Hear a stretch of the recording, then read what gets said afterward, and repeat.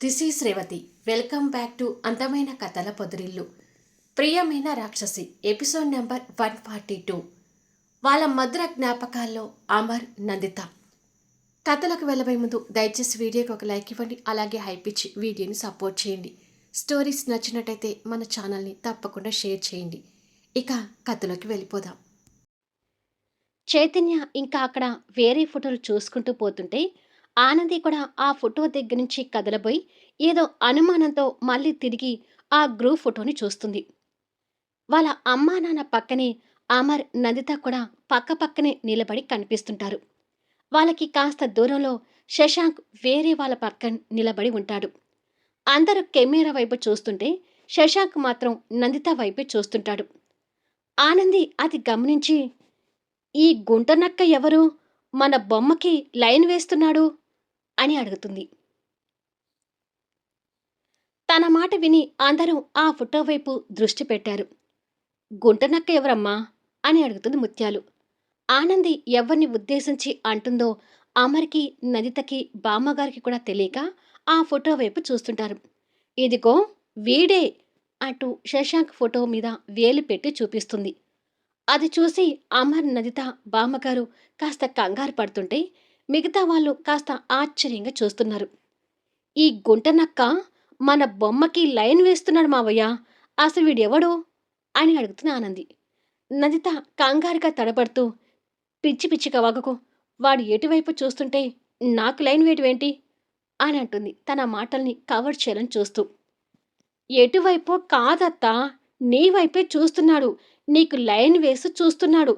ఇంకా చెప్పాలంటే వాడి చూపుల్లో ఈర్ష్య కూడా కనపడుతుంది, బాగా చూడండి అంటుంది ఆనంది. ఆనంది మాటలతో అందరూ కూడా వాడి ఫోటోని తీక్షణంగా చూస్తుంటారు.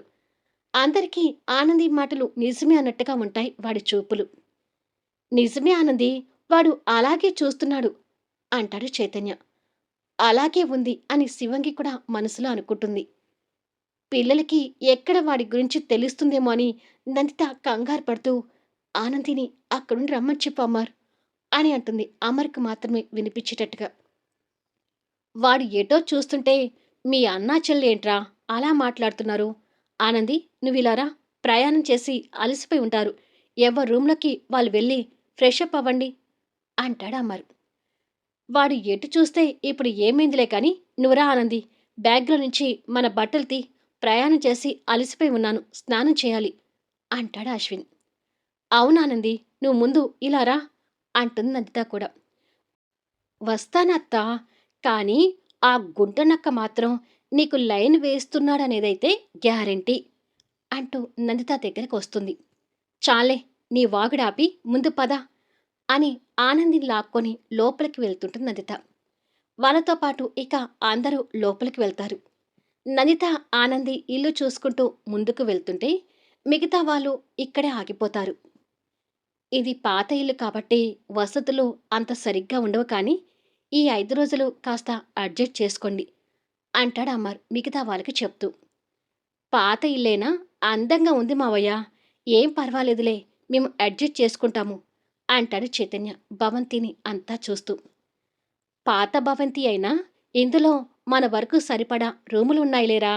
అశ్విన్, నువ్వు, ఆనంది ఈ రూమ్లో ఉండండి అంటూ బామ్మగారు వాళ్ళకి ఒక రూమ్ చూపిస్తుంది. మరి మా మొగుడు పెళ్ళానికి రూమ్ ఎక్కడ బామ్మ అని అడిగితే చైతన్య శివంగి పక్కకొచ్చి.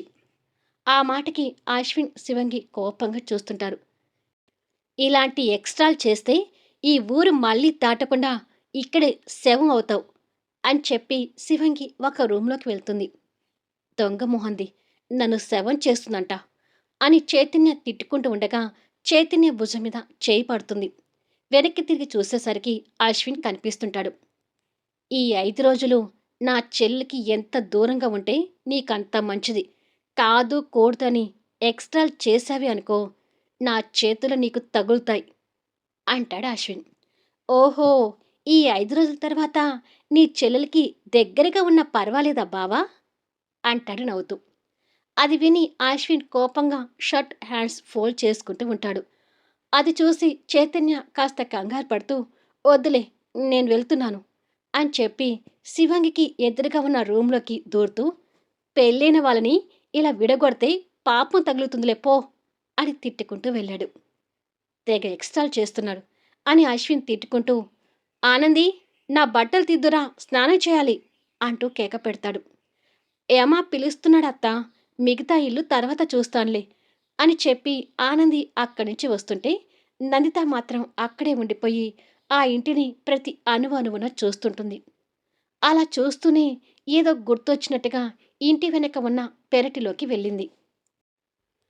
అక్కడ మల్లెలు విచ్చుకుంటూ పెద్ద మల్లె పందిరి కనిపిస్తూ ఉంటుంది. ఆ పందిరి కిందికి వెళ్ళగానే ఆ మల్లెల సువాసనలు మనసుని ఆహ్లాదకరం చేస్తూ గత జ్ఞాపకాలని గుర్తు చేస్తుంటాయి. ఎండాకాలం వస్తే ఆ మల్లె పందిరి కింద పట్టె మంచమే వాళ్ళ పడక గది. ఆ పందిరి కింద మంచం వేసుకొని ఇద్దరూ మల్లెల సువాసనలను ఆస్వాదిస్తూ ఎన్నో ఆనందరాత్రులు గడిపిన ఆ క్షణాల్ని గుర్తు చేసుకుంటూ ఉంటుంది. ఆ పందిరికి కాస్త పక్కన అరుగు కూడా కనిపిస్తూ ఉంటుంది. ఇద్దరూ ఆ అరుగు మీద కూర్చొని సరదాగా ముచ్చట్లాడుకోవటం గుర్తొస్తూ ఉంటుంది.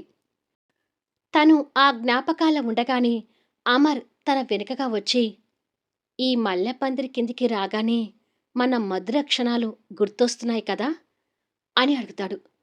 ఆ క్షణం వరకు ఏదో కాస్త ఆనందంగా ఉన్న నందిత అమర్ మాటలు వినగానే తన మనసులో మళ్ళీ జ్వాల రేగుతూ వెనక్కి తిరిగి అమర్ని కోపంగా చూస్తూనే అక్కడి నుండి వెళ్ళబోతుంటే, నందిత అంటూ అమర్ తన చేయి పట్టుకుంటాడు. నందిత అదే కోపంతో వెనక్కి తిరిగి చూస్తుంది. ఈ ఇంట్లో మన ప్రేమకు గుర్తుగా ఎన్నో మధుర జ్ఞాపకాలు ఉన్నాయి నందిత. ఆ మధుర జ్ఞాపకాలు తలుచుకుంటూ కనీసం ఇక్కడైనా ప్రశాంతంగా ఉండొచ్చు కదా. ఎందుకు ఆ కళ్ళలో నిప్పులు కురిపిస్తూ నన్ను దహించే వేసేలా చూస్తున్నావు అని అడుగుతాడు తన కళ్ళలోకి ప్రేమగా చూస్తూ. మధుర జ్ఞాపకాలతో పాటు నన్ను నా కొడుకుని ఈ ఇంటి నుంచి వెళ్ళమని చెప్పే భయంకరమైన చేదు జ్ఞాపకం కూడా ఉంది కదా, అది మర్చిపోయావా అని అడుగుతుంది. నేను ఏదీ మర్చిపోలేదు, అన్నీ గుర్తే ఉన్నాయి అని అంటాడు ఇంకొక చెయ్యి తన చెక్కిలి మీద పెట్టి. నందిత ఆ చేతులను తొలగించుకొని, కుప్పలుగా ఉన్న మధుర జ్ఞాపకాల మధ్య ఈ ఒక్క చేదు జ్ఞాపకం చాలు నిన్ను దహించేలా చూడటానికి అని కోపంగా చెప్పి అక్కడి నుండి వెళ్ళిపోతుంది. భార్య బాధను చూసి అమర్ అర్థం చేసుకుంటూ వాళ్ళ మధుర జ్ఞాపకాలతో ముడిపడి ఉన్న మల్లెపందిరి వైపు ఆశగా చూస్తుంటాడు. అదే ఊరు ఓ నిర్మానుష ప్రదేశంలో మాస్క్తో శశాంక్ నిలబడి ఉంటాడు. అక్కడికి ఒక సుమో వచ్చి ఆగుతుంది. అందులో నుండి కత్తులు కటార్లతో ఓ 10 మంది రౌడీలు దిగి వచ్చి శశాంక్ చుట్టూ నిలబడి చేతులు కట్టుకుంటారు.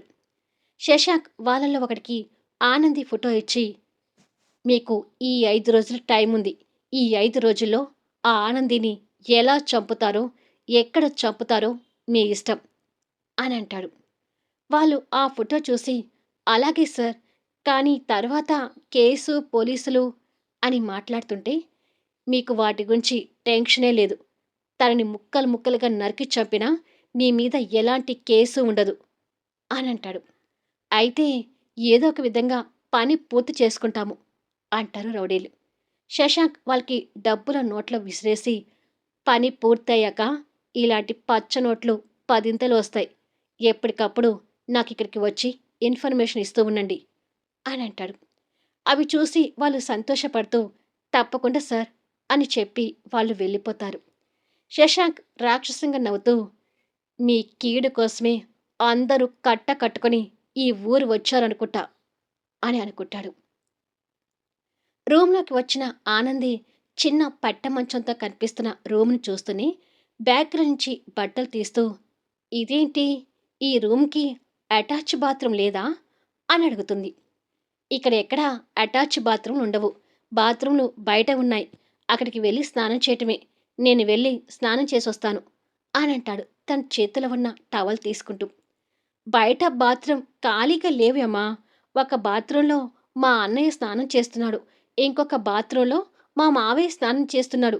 వాళ్ళు వచ్చే వరకు కాసేపు వెయిట్ చేయి అని అంటుంది. వెయిట్ చేయటం ఎందుకు, తొట్టి ఉంది కదా, తొట్టిలో నుంచి నీళ్లు ముంచుకొని చేస్తానులే అంటూ వెళ్ళబోతుంటే, అయ్యో అలా ఎలా బయట చేస్తావు, నువ్వేం చిన్నపిల్లాడివి కాదు, చెట్టంత మగాడివి అని అంటుంది. ఏహే, ఇంటి వెనక పెరటి దగ్గర ఉంది పెద్ద తొట్టి, అక్కడ టవల్ కట్టుకొని చేస్తానులే అని చెప్పి వెళ్ళిపోయాడు. ఇది అసలే పల్లెటూరు. బయట స్నానం చేస్తుంటే హీరోలాగా ఉన్న నా యమ్మకి ఎవరైనా లైన్ వేస్తే అసలు అక్కడ ఎలా ఉందో చూద్దాం అని అనుకొని వెళ్ళేసరికి అశ్విన్ తొట్టిలో నుంచి చెంబుతో నీళ్లు ముంచుకుంటూ తల స్నానం చేస్తుంటాడు. టవల్తో సెక్సీగా కనిపిస్తున్న యమని చూసి, అమ్మో, నా సెక్సీ యమని ఎవరు చూడలేదు కదా అని అనుకొని ఆ చుట్టుపక్కల అంతా గమనిస్తుంది. చుట్టుపక్కల ఇల్లు ఉన్నా అక్కడ అందరికీ మల్లె పందిరి చాటుగా ఉంటుంది. హమ్మయ్య! ఇక్కడ ఏం డేంజర్ లేదులే, నేను సేఫ్ అని అనుకొని రిలాక్స్‌గా అక్కడి నుండి వెళ్ళబోతుండగా, అక్కడ ఒక దృశ్యం చూసి షాక్ అవుతుంది. బామ్మగారు స్నానం చేస్తున్న మనవడికి లైన్ వేస్తూ, భుజం చుట్టూ కప్పుకొన్న కొంగు కొసని నోట్లో పెట్టుకొని ముసిముసిగా సిగ్గుపడుతూ కనిపిస్తుంటుంది. అది చూసి ఆనంది ఆశ్చర్యపోతూ, ఈ బామ్మకి ఏమైంది అని అనుకొని దగ్గరికి వెళ్తుంది. ఆనంది దగ్గరికి వచ్చినా కూడా పట్టించుకోనంతగా బామ్మగారు మనవణ్ణి చూడడంలో లీనమై ఉంటుంది. అది చూసి ఆనంది ఇంకా ఆశ్చర్యపోతూ, బామ్మ అంటూ తన కళ్ళ ముందు చెయ్యి కదిలిస్తుంది. ఎహే, తప్పుకో అంటూ బామ్మగారు విసుగ్గా ఆనందిని పక్కకి నెట్టేసి మనవడిని సిగ్గుతో చూస్తుంటుంది. అది చూసి షాక్ అవుతూ, వామ్మో బామ్మ, ఏమైంది నీకు అని అడుగుతుంది. నీ మొగుడు ఒళ్ళు చూస్తుంటే నా మొగుడు ఒళ్ళు గుర్తొస్తుంది అని సిగ్గుపడుతూ చెప్తుంది. అది చూసి ఆనంది కంగారు పడుతూ, ఇంకా నయం, నా మొగుడిని పట్టుకొని నీ మొగుడు అనలేదు అని అంటుంది. పిచ్చి మొహమ, వాడు నా మొగుడేనే, కాకపోతే ఈ జన్మలో నీ మొగుడిగా పుట్టాడు, ఎంతైనా వాడసలు నా మొగుడు అని మళ్ళీ సిగ్గుపడుతూ మెలికలు తిరుగుతూ చూస్తుంటే ఆనందికి ఫ్యూజులు ఎగిరిపోతూ, అంటే ఇప్పుడు దాకా నువ్వు నీ మొగుడికి, చిచి, నా మొగుడికి లైన్ వేస్తున్నావా అని అడుగుతుంది. అవును, లైన్ వేస్తూ బిజీగా ఉన్నాను, నన్ను డిస్టర్బ్ చేయకు అంటూ మనవని చూస్తుంటుంది. దేవుడా, నాకు ఈ సవితిగోలేంటి అని అనుకుంటుంది. అశ్విన్ స్నానం చేస్తూ అక్కడ ఉన్న ఆ ఇద్దరిని చూసి, ఏ డార్లింగ్, నువ్వేంటి ఇక్కడ అని అడుగుతాడు బామ్మగారిని. డార్లింగ్ అని పిలిచేసరికి ఆనందికి గొంతులో వెలక్కాయ పడినట్టుగా అనిపిస్తుంటే, బామ్మగారు మాత్రం ఇంకా సిగ్గుతో మిలకలు తిరుగుతూ, నేనిలా చూసి చాలా రోజులవుతుంది కదా మనవడా, అందుకే నిన్ను చూసి ఫ్రీజ్ అయిపోతున్నాను అంటుంది పవిట కొంగిని సరిచేసుకుంటూ. ఓ, అదా సంగతి. అలా ఖాళీగా నిలబడకపోతే చిన్నప్పుడు నాకు స్నానం చేయించినట్టు ఇప్పుడు కూడా వచ్చి స్నానం చేయించొచ్చు కదా అని అంటాడు. అయ్యో, నువ్వు నాకు అవకాశం ఇవ్వాలి కానీ ఎందుకు చేయించను అంటూ బామ్మగారు దారికి అడ్డుగా ఉన్న ఆనందిని ఒక తోపు తోసి 16 సంవత్సరాల అమ్మాయిలా హుషారుగా పరిగెత్తుకుంటూ వెళ్తుంది. మళ్ళీ నెక్స్ట్ వీడియోలో కలుద్దాం. రౌడీల వల్ల మళ్ళీ ఆనందికి ప్రమాదం పొంచి ఉందా? ఆ ఫోటోలో ఉంది శశాంక్ అని అశ్విన్ తెలుసుకుంటాడా? శశాంక్ రూపాన్ని అందరూ చూశారు కాబట్టి శశాంక్ ఇక్కడ ఎవరి కంట్లో అయినా పడనున్నాడా? అందరి జంటల మధ్య జరిగే అద్భుతమైన సన్నివేశాలతో ఆసక్తికరంగా సాగే కథా వీడియోస్ని మిస్ కాకుండా చూడండి. కథ నచ్చితే లైక్ చేయండి, హైప్ ఇవ్వండి, మీ అమూల్యమైన అభిప్రాయాలను తెలియచేయండి. అలాగే మన స్టోరీస్ని తప్పకుండా షేర్ చేయండి. Thank you for listening.